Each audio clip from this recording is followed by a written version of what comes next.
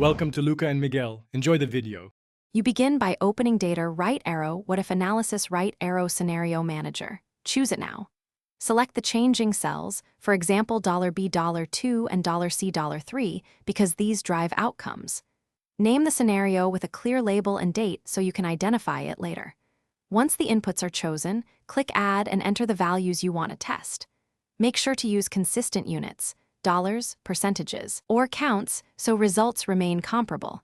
This first step gets your scenario. Now build the middle of the process by adding multiple scenarios, best, base, worst, or custom variations.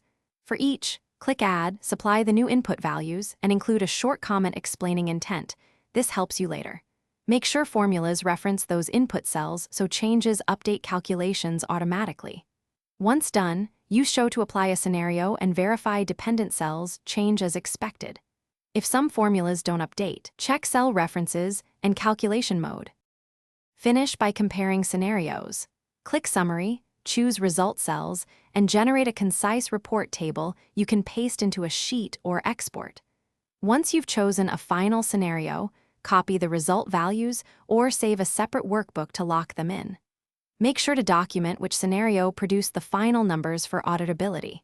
If numbers don't match expectations, check that cell references are absolute where needed, and that Excel is set to automatic calculation.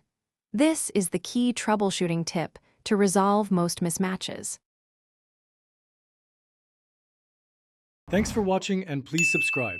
It's the best investment you'll ever make.